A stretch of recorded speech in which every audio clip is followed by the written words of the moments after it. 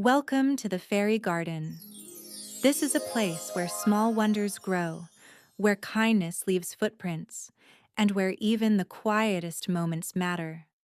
If you listen closely, you might hear wings in the leaves and stories waiting to bloom. When you're ready, let's open tonight's tale. The garden held its breath beneath a twilight veil. Moonlight stretched long and soft across petals and pond, tracing silver on every leaf. Olivia crept quietly past the fountain she had lovingly named the Nursery of Frogs. Even the air seemed to wait. Somewhere in the stillness, the water whispered secrets of what was to come. She peered into the fountain's gentle pool and smiled. Dozens of tiny tadpoles wiggled in the moon's reflection, their tails shimmering like ink strokes in the light. She had rescued their eggs weeks ago from a drying puddle, and now they thrived beneath the stars. They were her small miracle, proof that care and patience could turn silence into life. Bella appeared first, balancing on a stone with her wings aglow. "Tonight's the night," she whispered, the excitement vibrating in her tone. "Can you hear it yet? The first tuning notes?" Olivia listened. Somewhere near the reeds, a faint croak rose, followed by another and another. The frogs were preparing. The garden's great concert was about to begin. Soon the fairies arrived with purpose. Amelia brought jars filled with soft golden glow bugs to light the stage. Mella carried mint and dew-wrapped wreaths, gifts from the stars themselves. Christella, ever precise, was tuning her tiny instruments crafted from water droplets and spider silk. Even Rainier had dressed up, his shoes adjusted for rhythmic tapping and the catching of flies between songs. But as the frogs began their performance, something went awry. The rhythm broke apart almost immediately. One frog croaked with thunderous volume, another stumbled half a beat behind, and one, with great enthusiasm, simply shouted, "Banana!" before leaping into the air. Olivia covered her mouth in surprise. The symphony had quickly become a joyful mess.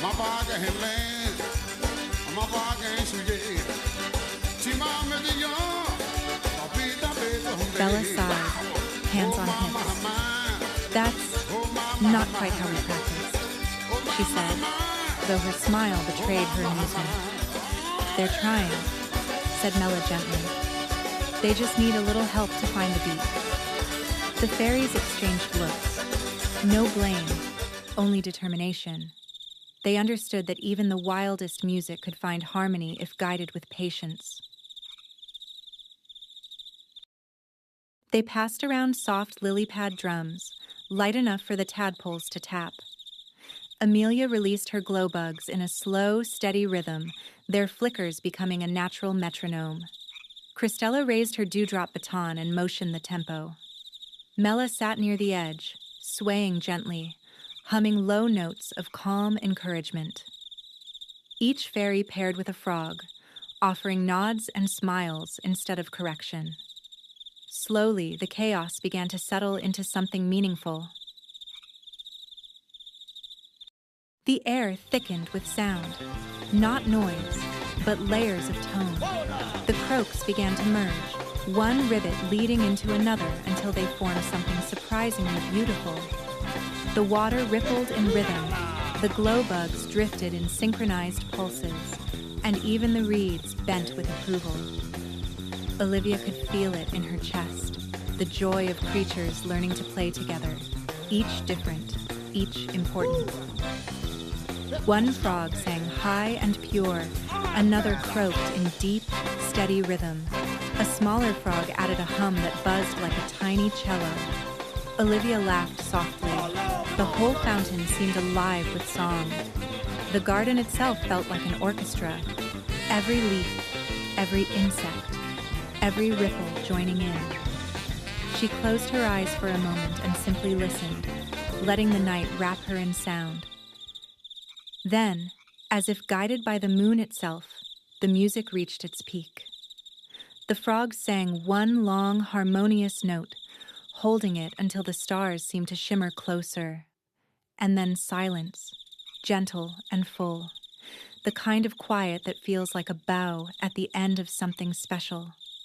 The fairies stood still, their wings glinting faintly.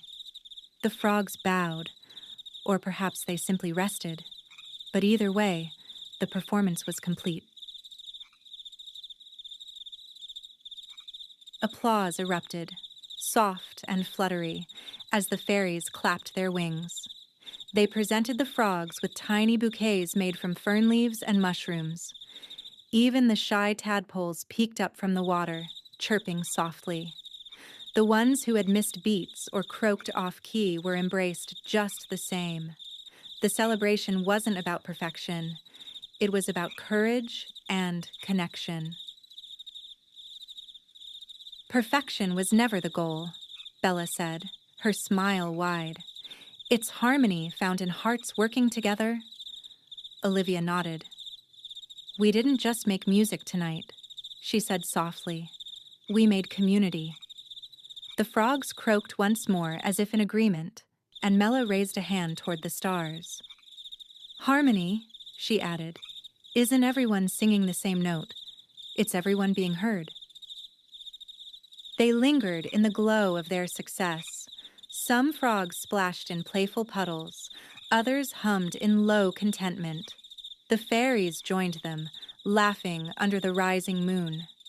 What had started as a chaotic jumble had transformed into something lasting, an understanding that kindness, not correction, was the truest form of music. And so, whenever your rhythm feels out of step, or your song comes out a little strange, remember the frogs. Remember that there is beauty in difference and grace in trying. Every voice, loud or quiet, belongs in the song of the world. The night of the Frog Symphony had proved it. The melody of belonging is made by all of us, together. Tadpoles are baby frogs. They begin as eggs laid in water, each one holding a tiny spark of life. After hatching, they grow tails to swim and breathe underwater. Slowly, their bodies change. They grow legs, lose their tails, and begin to breathe air. It's a reminder that transformation takes time. Growth doesn't rush. It unfolds, one breath and one brave leap at a time. To make your own symphony, find the sounds of your world. You might use pebbles for rhythm, leaves for rustle, or raindrops for melody. Let bugs, birds, and breezes join the song. There's no right or wrong, only listening, patience, and joy. Close your eyes, breathe in the garden air, and let your heart be the conductor. And as the garden grows quiet once more, the fairies tuck away their tools, the flowers lean into the night, and the last light fades softly from the leaves. Thank you for spending this moment in the fairy garden. May gentle thoughts follow you, and may kindness bloom wherever you go. Good night.